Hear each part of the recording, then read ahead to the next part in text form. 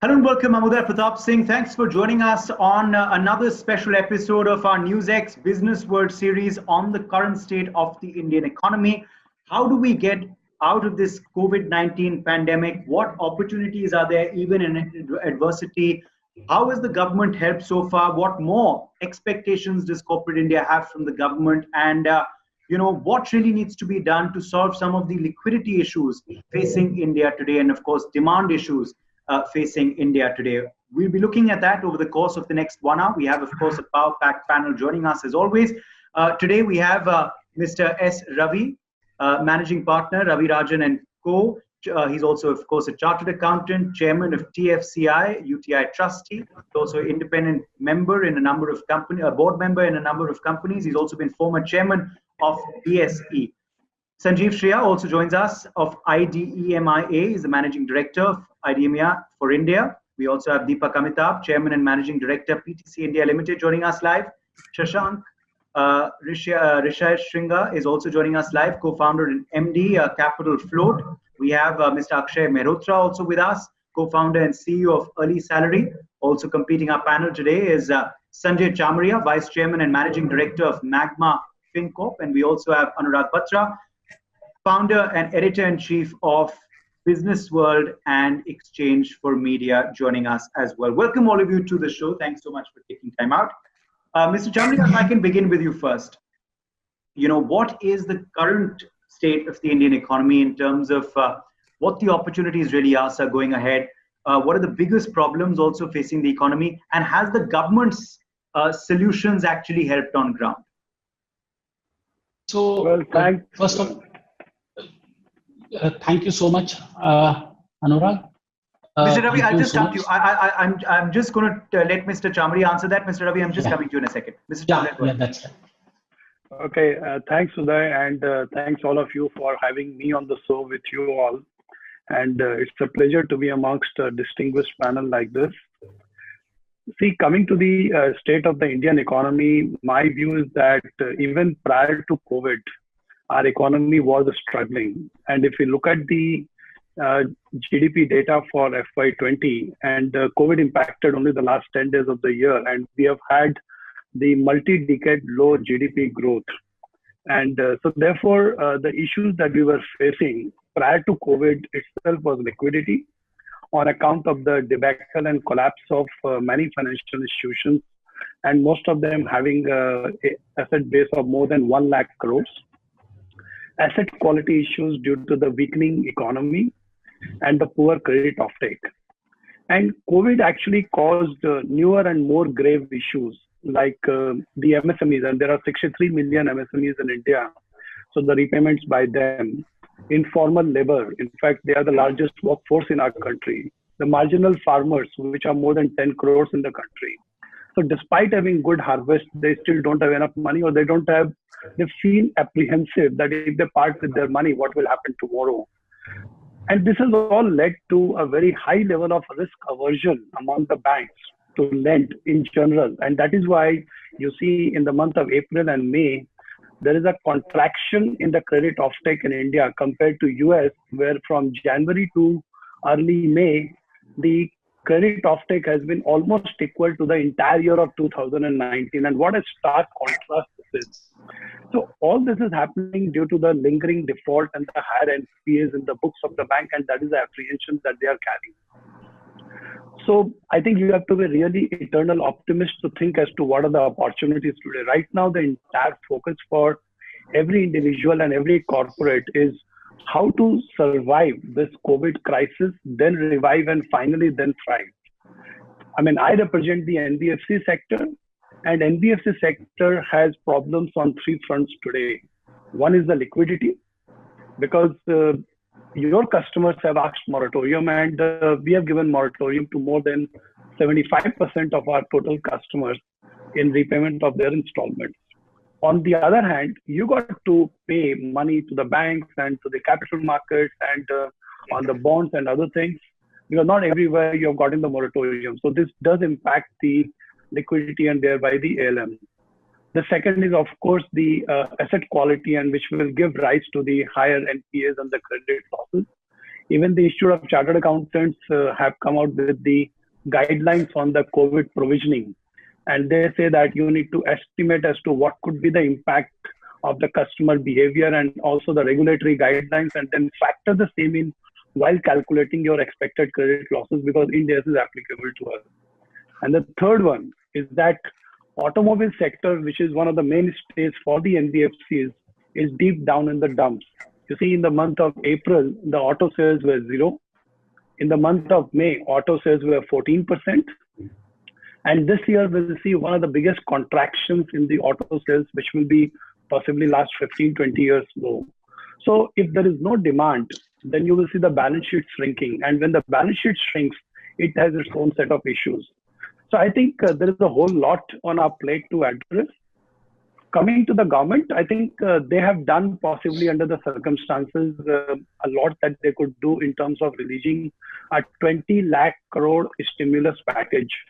If I have one ask from the government, and this is what, I, as a part of the industry association, have had interactions with the finance ministry officials, MSME ministry officials, and the bureaucrats and the regulator. I've said that whatever you have announced, please set up a multidisciplinary or interministerial group to just ensure that your package is implemented within the due time frame, so that the benefits are passed on and it does not remain on paper. And this is the biggest worry and the risk factor that I have. So I'll take a pause here now. Okay, so what Sanjay is saying is front loading of execution, and doing more to get liquidity back. We will come back to you because you operate in the infrastructure, transportation sector, which is dependent on how the economy does. So we'll come back to you to ask you, how can you get the liquidity back? Till then, let's get Mr. Ravi.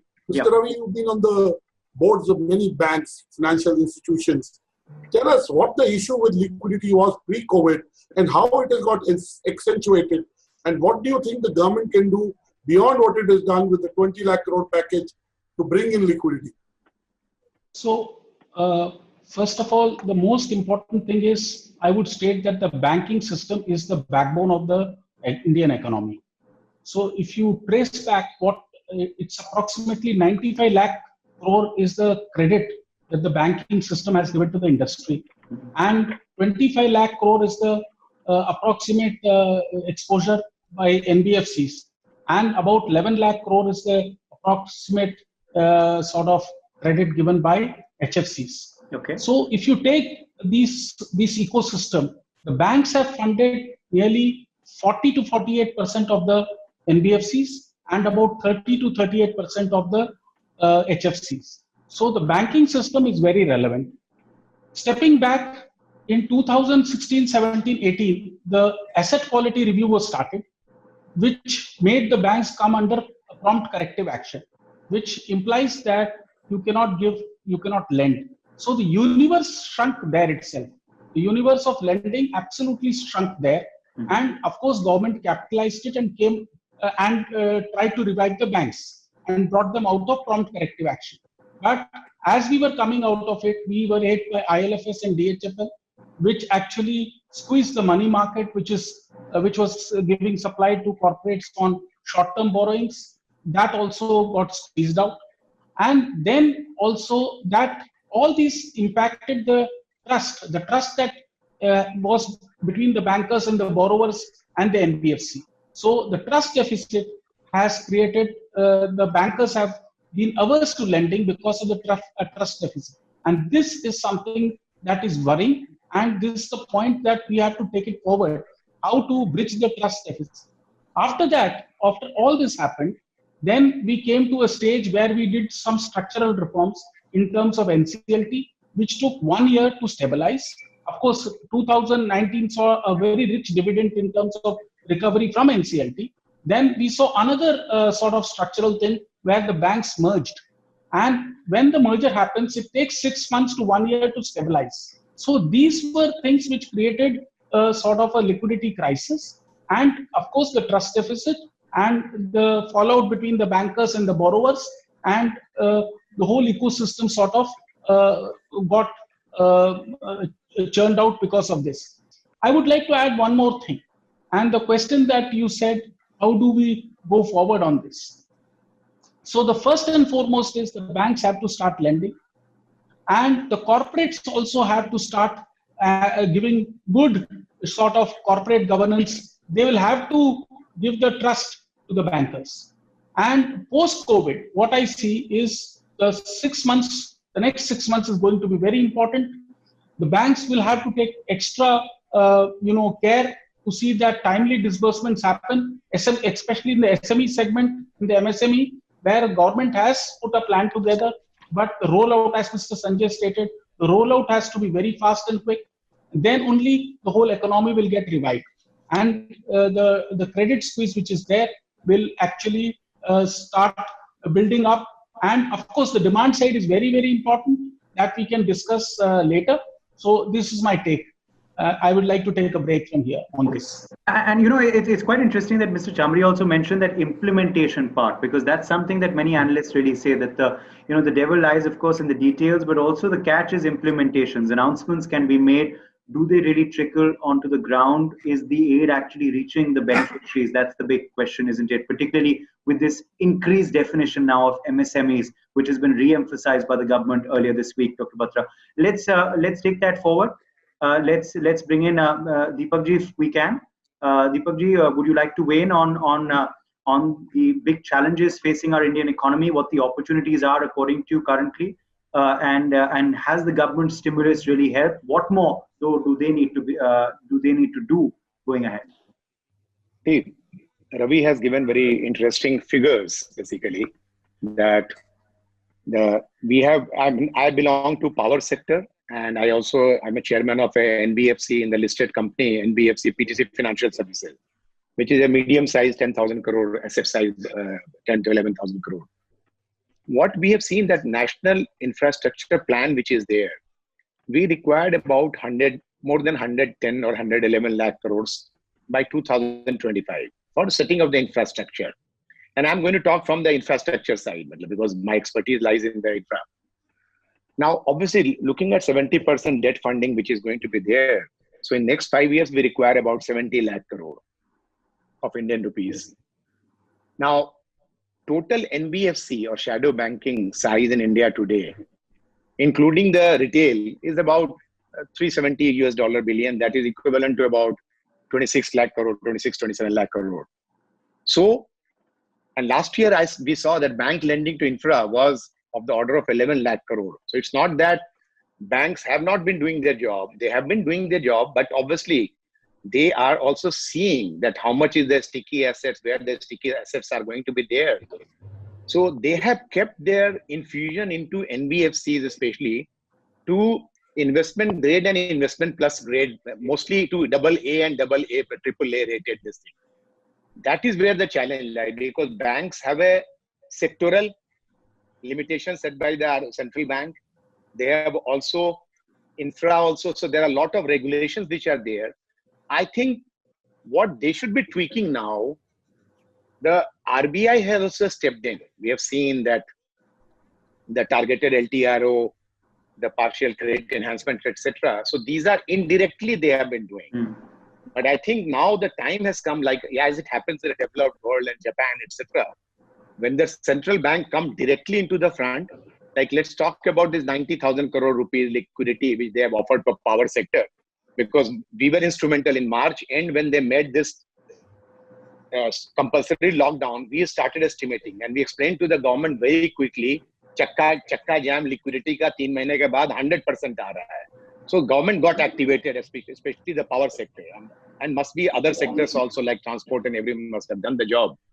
Now, with that 90,000 crore which has come, now they have given it to PFC and REC.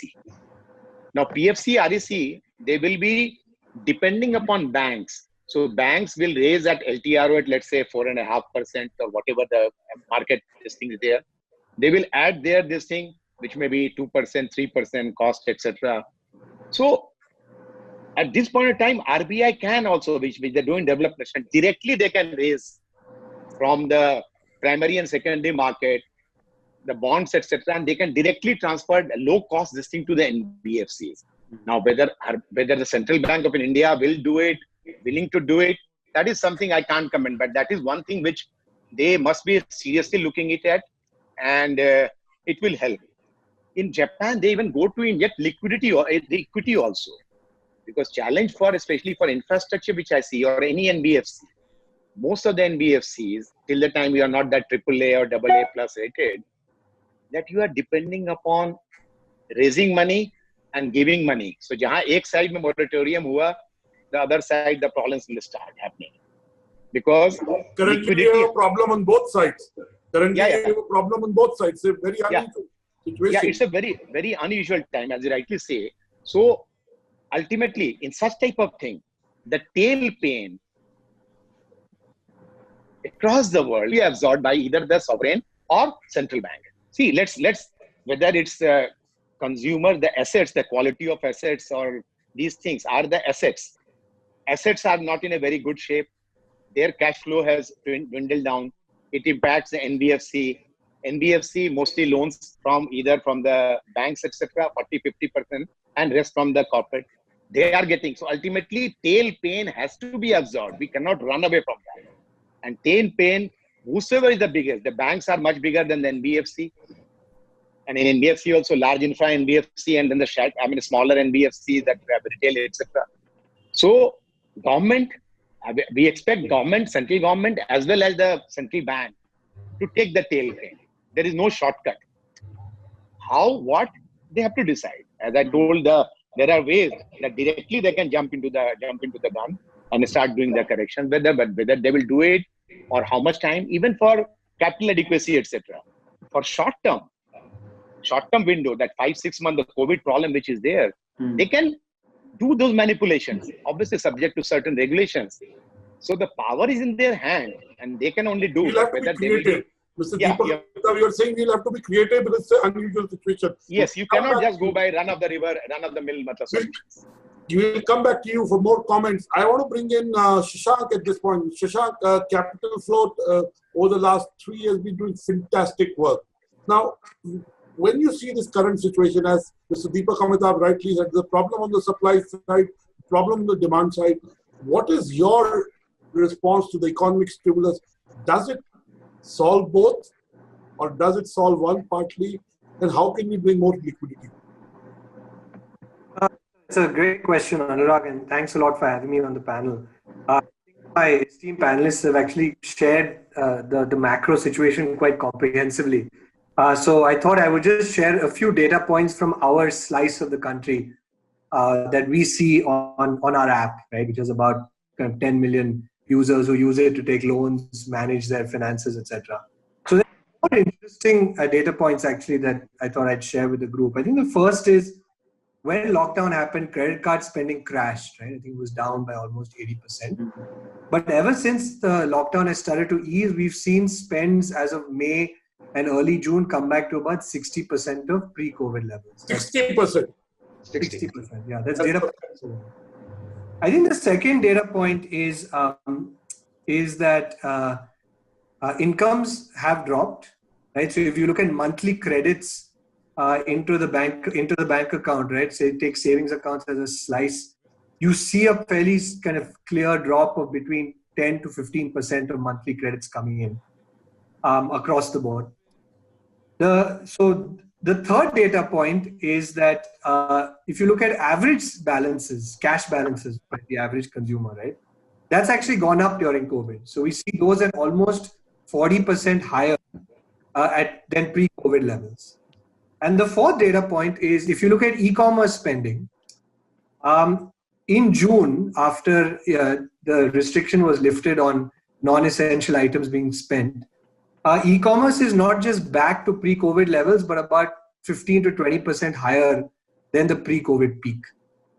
And the reason I shared these kind of 4 data points, right, is it starts to tell quite an interesting story. And I'm going to strike a little bit of an optimistic note here. What we do as young entrepreneurs. On the one hand, I think there is undoubtedly, as my fellow panelists said, a contraction in spending and a contraction in income, right? I think we see this on the consumer side and we see this on the SME side with all our SME books, I think across the country between 40 to 60% under moratorium. So that's undoubted. At the same time, the revival in these metrics is actually quite discontinuous. And if you actually plot these metrics by a city level, you start to see a clear correlation between the restrictions easing or the incidence of the virus being low in certain areas and the degree to which spends income have started to bounce back. So I think to your question on government action, I think literally at this point, the most important driver of economic activity is the shape of how the restrictions gets eased across the country. And I think we're starting to see that data play out. And so to some extent, I think while we did go through a down cycle in the 2 years prior to COVID, to that extent, I think what we're seeing is that the economic impact of COVID is an economic contraction triggered by a humanitarian crisis, right? As the reactions to those crises sort of change, the economic recovery correspondingly changes in a fairly dramatic fashion, right? So I think that's point number one. I think the second thing that we're seeing is, as I mentioned, incomes are down, spending is down, but average balances are going up.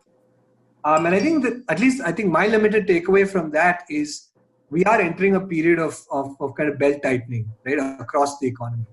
And I think you're likely to see that savings mindset actually kind of kick in a big way over the coming years. I think we were seeing an up-leveraging cycle in the last few years across the consumer landscape. And I suspect that is going to plateau to some extent. Okay, point taken. I'm running short of time, Shashank, so I'll come back to you for your the rest of your comments after the break. But let's get in Sanjeev ji now as well, if we can, on the on your opening comments on the situation right now. Yeah, you're in a unique infrastructure place. In some way, the bridge between this, and you're also a large entrepreneur. Tell us, are you satisfied with the package, or do you think the government needs to do more?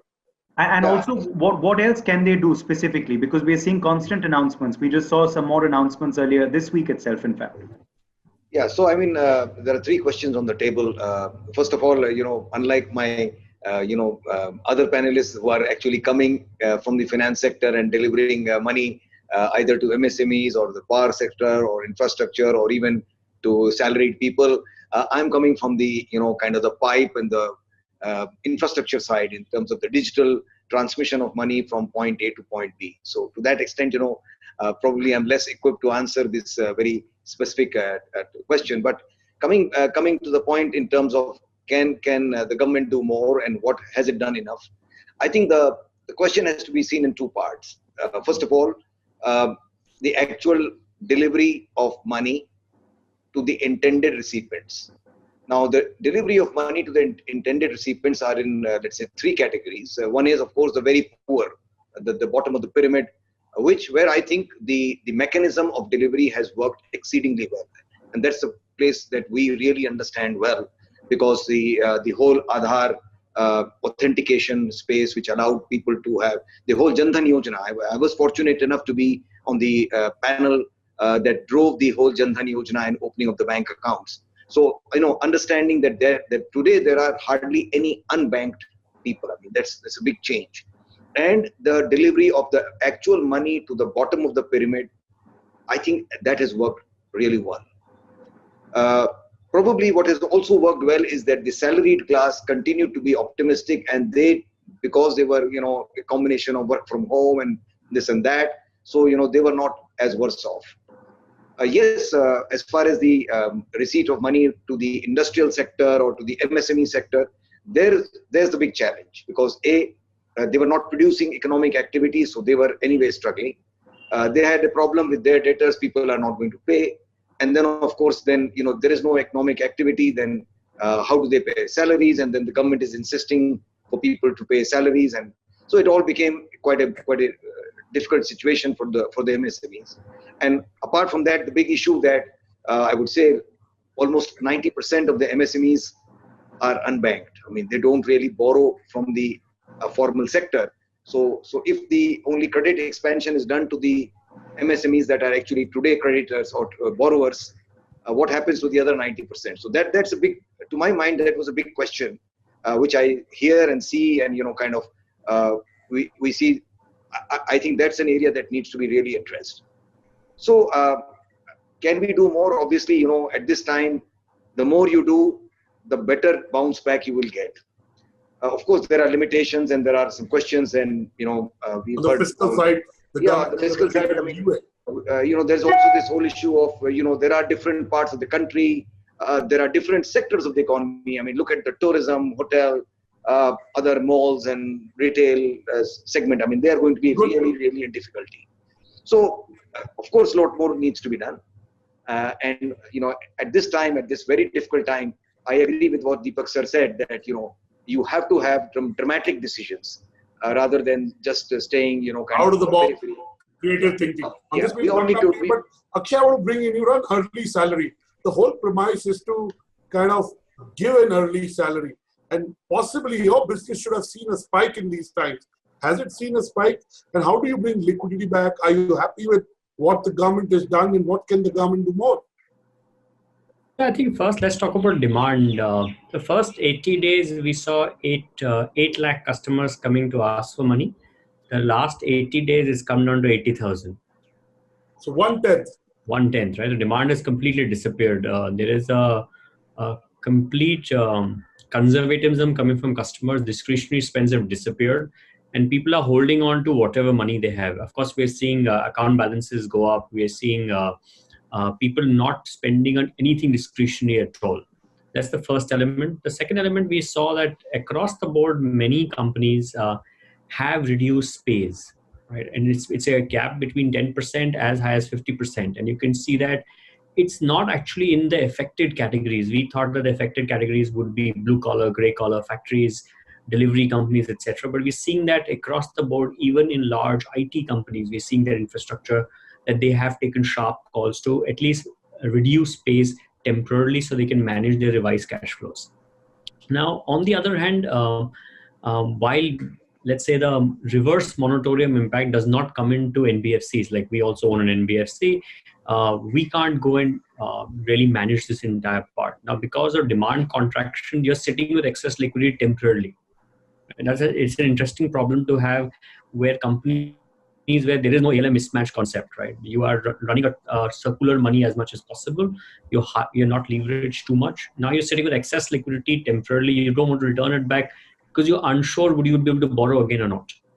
So that's a reverse situation that companies like ours will face. I think Deepak brought a very valid point that most companies at early stage are not going to be rated investment grade, right? We are like a BBB rated in NBFC. How do we go and take a lower cost capital, and would banks come forward and lend to us? Would that trickling down of money come to us eventually or not? Because see, I would say companies like ours will fuel economy to the mass population. Let's say pre-COVID, we were doing almost 100,000 loans a month, right? Jan, Feb, March, all 3 months you've done such transactions, which means that you're fueling discretionary spending power to a young India. Now that is disappearing. Now that's going to come back, and we'll see coming back already. So last 3 days, we already seen almost the entire demand of month of April has come back.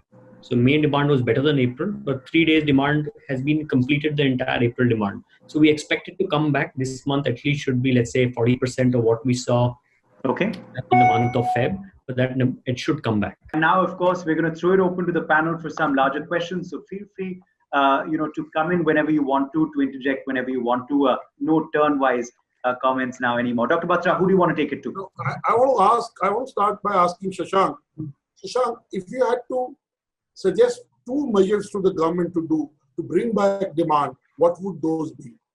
Because demand in some ways equal to liquidity. If there will be demand, money will come in to satisfy that demand, and hopefully there will be a business model around it.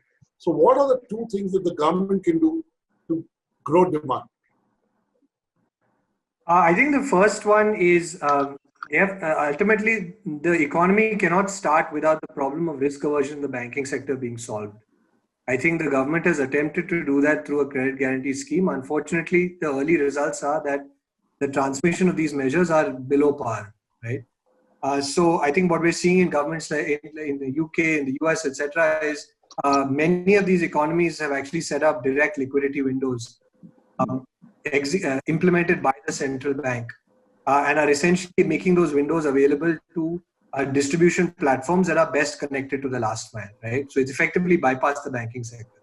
I think to some extent that is required in the next few months as the trust gap that Mr. Ravi talks about starts to get bridged between the last mile dispensers of capital and the banks who are the source of that capital. So I think that's point number one. I think the second critical thing from a demand perspective is some kind of stabilization package for the SME space. I think this is absolutely critical because SMEs, as we all know, are the primary generators of jobs, incomes, and also local services across the economy. I think, again, there we could take a leaf out of what has been done in some of the other countries, right? So one idea could be to use the GST network to be able to actually provide some kind of immediate liquidity support and infusion directly into the balance sheets of SMEs. You could think of this as equity, you could think of this as a grant against payroll, but effectively, essentially piggyback on some kind of existing delivery mechanism that can recap the balance sheets of SMEs. What about that fund of funds that's been announced by the government? Is that enough? I think that getting implemented. Yeah, I think again there's a question there around transmission there, right? How does that work if the government, if the mechanism is equity? Equity typically is a complex instrument. How many of these SMEs are incorporated and in a position to actually accept an equity infusion? So I think some kind of a forgivable loan around payroll is probably a much easier mechanism to implement than an equity measure. Mr. Chamria, you heard all the panelists. Economic activity determines sentiment, it determines demand, and in turn determines liquidity. Do you see liquidity coming back in the next 90 days? I'm not saying 30, 60, because we'll have to watch June, July. But do you see liquidity coming back into the system? Is there hope? And if yes, why? And if not, why not? Well, actually, if we see there are two important pillars of the confidence booster on the liquidity side. One is the RBI as a regulator. The other is the government, which is the principal shareholder of the PSU banking, which controls 65% of the banking in the country. So if you look at in the last 2.5 months of lockdown, RBI has essentially come up with three measures. They announced TLTRO 1 lakh crores. They announced TLTRO 2, 50,000 crores. And they announced line of credit to SIDBI, NHB, and NABARD, 50,000 crores. Apart from this, they also in two parts allowed 6 months moratorium to be given so that people have more disposable cash in their hand and they can spend. If you look at the government of India, they have also announced 4 measures. They, in fact, August last year, and that's what I come back to the point that the economy was not in a good shape for the whole of FY20. In August 3rd week, the finance minister came up with a partial credit guarantee scheme to the extent of 1 lakh crores on the purchase of pools by the banks from the NBFCs, which have done a minimum seasoning of 6 months. Then in this year, after the COVID, government came out with a special liquidity scheme of 30,000 crores. They came up with a partial credit guarantee 2.0 of 45,000 crores. And the big bang ECLGS for lending, incremental lending to the MSMEs up to rupees 3 lakh crores. So these are the 4 steps that the government did. So 4 plus 3, total 7, if you add up, this is almost about some 6-7 lakh crores. And this is where I come back. If this money reaches the intended recipients for which the package has been announced, I think this will provide liquidity. So the $1 million question that you're asking in the next 90 days, I think the key is in the implementation. How do they really make sure that whatever is the intention of the government is that translated? The other point which I will say, while it is not direct question by you, the government today, I believe, has the largest role both on the demand side and on the supply side. And government has to create a confidence booster. Like Akshay mentioned, the demand became 10%. Why? I deal with almost about 500,000 MSMEs, which are in tier 3 to tier 6 towns. During the lockdown, while we have given moratorium, our 6,000 field staff touched base with 3 lakh plus customers. And I'll share with you some data points. 94% of my customers did not have deployment of their asset. 100% of my customers did not have COVID. So that means COVID is restricted to the metros and the big cities in India. That's not where India lives. Out of 3 lakh plus customers, not a single customer or his family members had COVID, but everyone was impacted by the lockdown. So the point that Shashank was mentioning, how government, implements the opening of the economy, in which, while there is a federal system, there are state governments, but they act in some kind of a unison. And whereby there is a confidence created in the economy. Yes, now let us restart our activities. We contacted these 3 lakh plus customers. They said, I require money to replace the tire. I require money to, change the mobile and the oil filter, and to pay to the driver and the cleaner so that they can come back.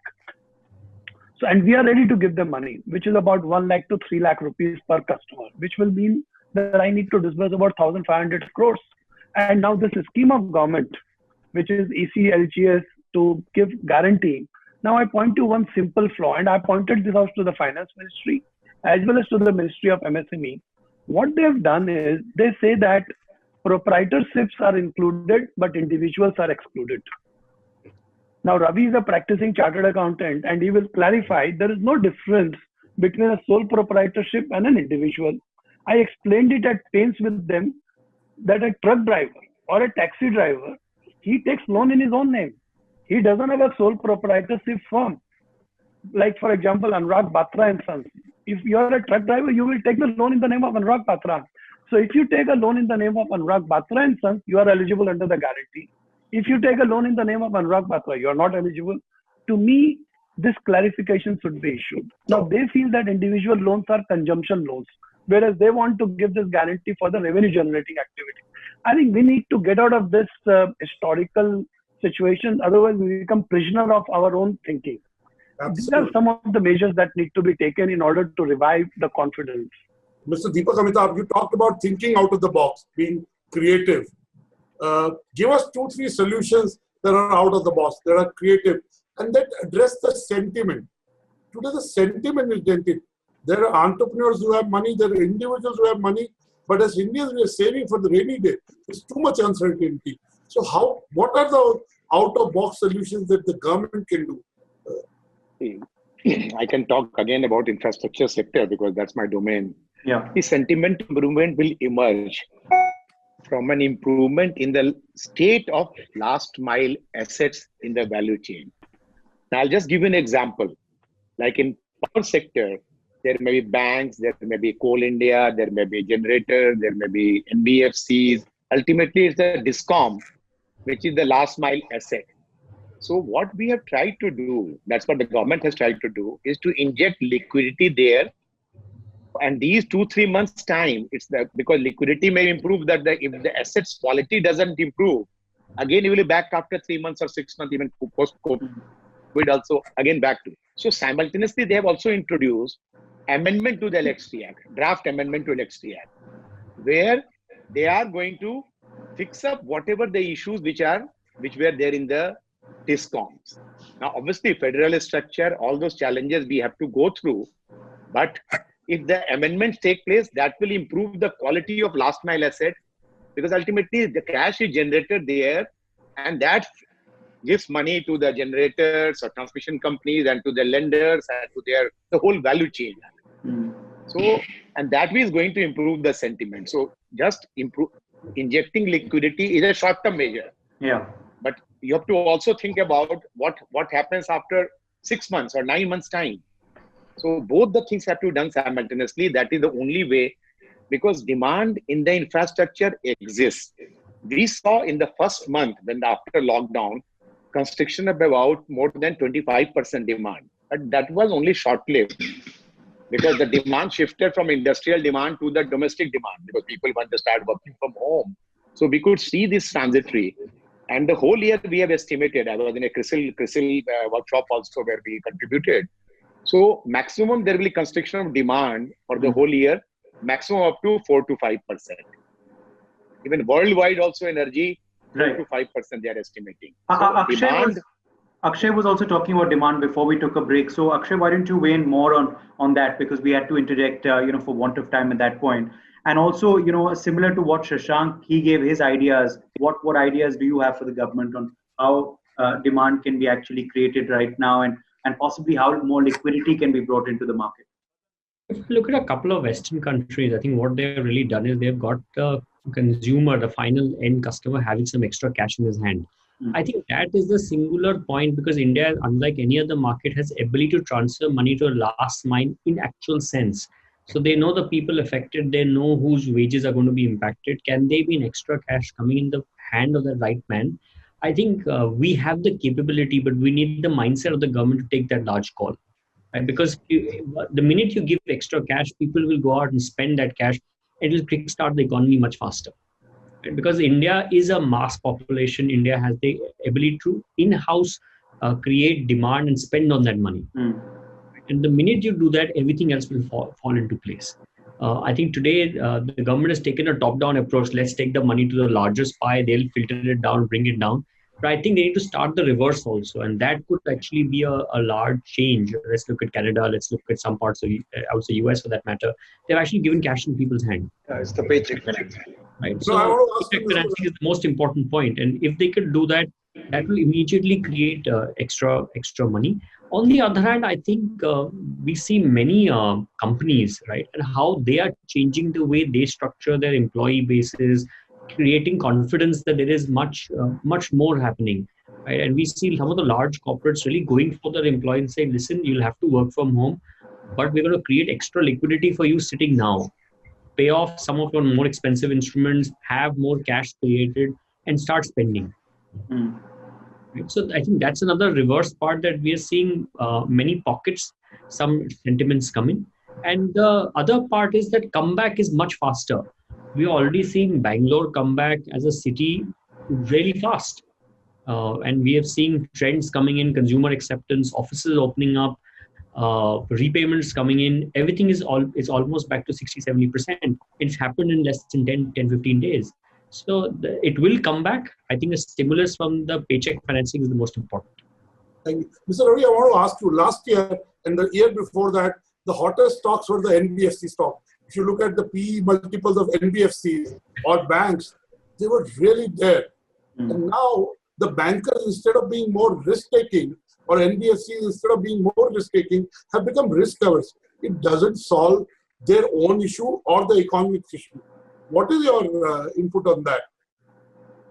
So my take, as I explained earlier, because of the trust deficit, and I maintain it very strongly, between the borrowers and the lenders, the trust deficit is not there at all. And that has to be bridged. I'll give you one example. If somebody, we feel we are not able to distinguish between malafide people, business failures, and actual problems. So if an organization has a VUCA environment, nothing to do with the entrepreneur. Yes. So if you see a problem, it is all linked with a negativity. It's not so. So you can have a problem. So why don't we don't take the step of restructuring them?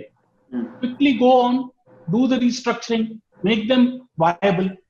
If there are problems, address them. If there are excess assets, sell them. So I don't think bankers and the promoters are coming to solutions. And if this stakeholders are not cohesive in their approach, we are going to have problems. So either one is a good borrower or a very bad borrower. So there is nothing in between. So that problem needs to be addressed. And there are companies, we don't see the track record, 30-35 years, they have been taking money and returning the money. Yeah. And if one particular year is bad, they absolutely, and the credit rating agencies, they also are not consistent. So what is happening is really the system as all stakeholders have to get together, create an environment of confidence, and actually then only the industry and the people around it will thrive on it. So of course there will be some wrong ones, there will be some wrong bad apples anyway. But I think slowly, anyway. Yeah. Mr. Chamria, what about the startups? Because we were really proud of our startup culture, which was really booming in the last few years. And the Prime Minister was, of course, pushing for Make in India.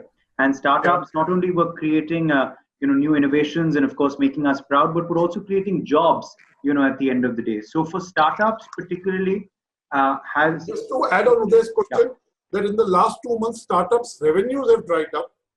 Their funding is not coming. So there is a real danger of some startups holding up. And because of the WeWork issue and the SoftBank issue, a lot of investors are not throwing good money after bad money. Right? But that's fine. I mean, because anyways, the risk aversion. Yeah. Go ahead. Sanjeev, go ahead, and then Mr. Chamriya can wait after you. So because I'm quite closer, linked to the whole startup thing, and I'm seeing that, of course, the risk aversion is not alone with the individual or with the banks. It's also with the VCs, with the private equity, because ultimately, they are also not addressing the problem of India. I mean, they are facing the problem across the globe. So, take the example of any global private equity or VC.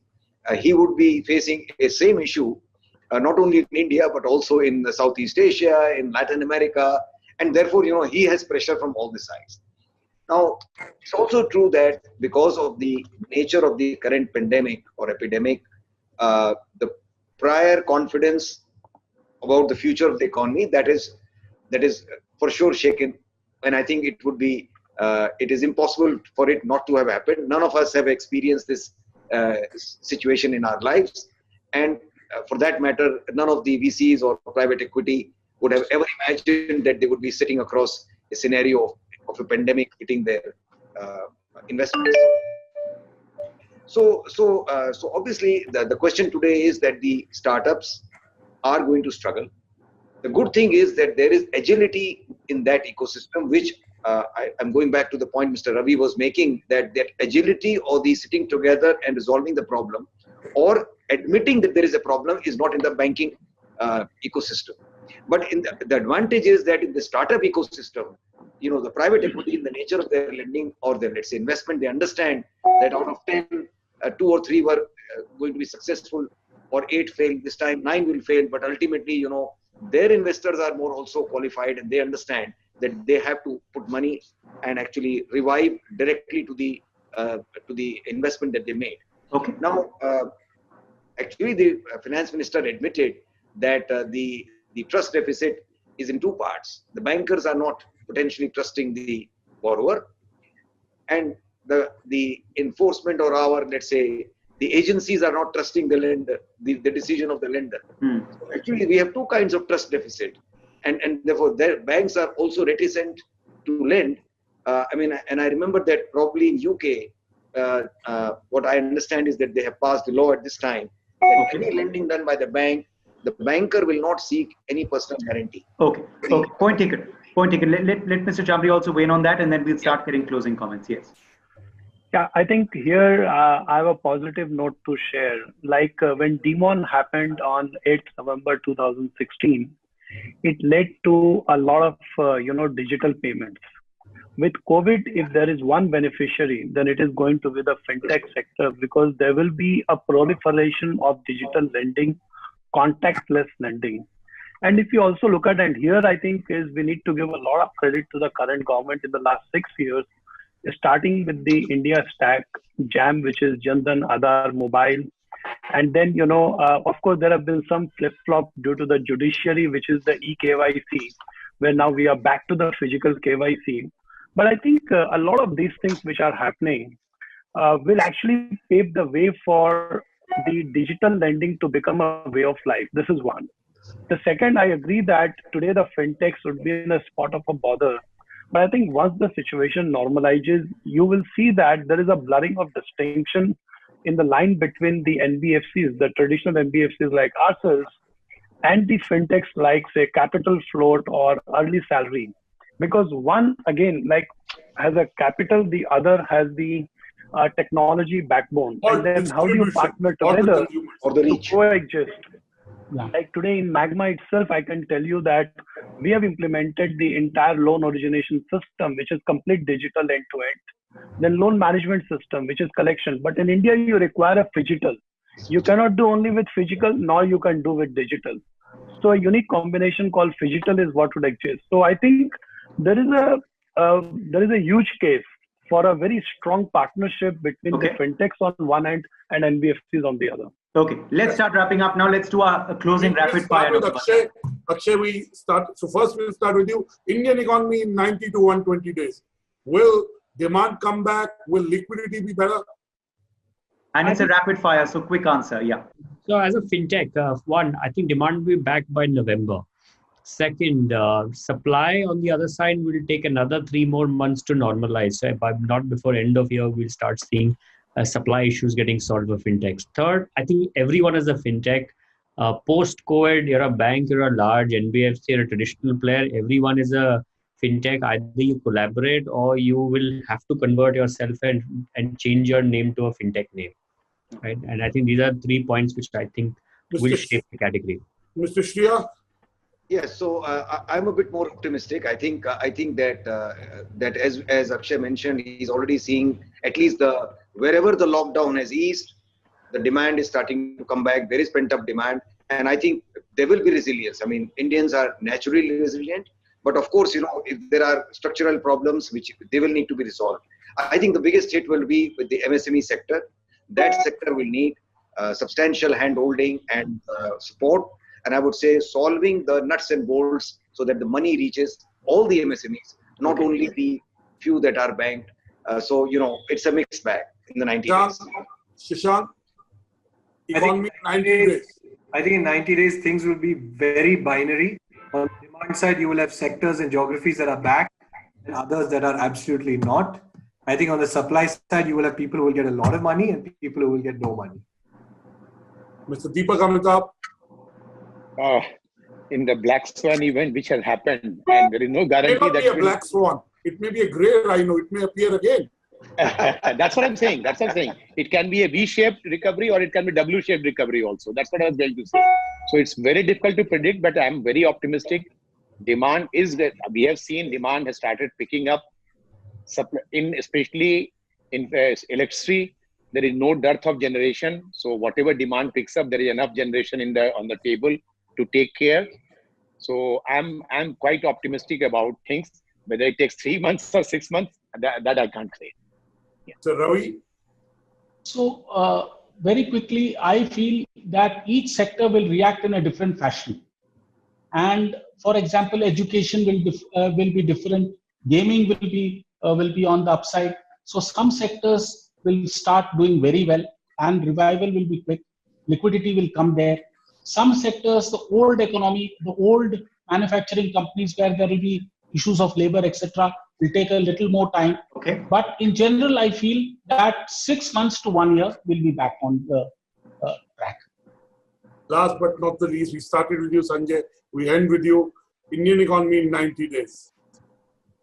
So 90 days, the Indian economy, I would feel happy if the fear factor goes away and we are all back on the street. If that happens, that will lead to a revival, and I'll be happy if we touch about 40 to 50% capacity utilization in Q2, because the festival season will start only from Q3, which is October, and you are restricting me to 90 days, so I don't comment on that.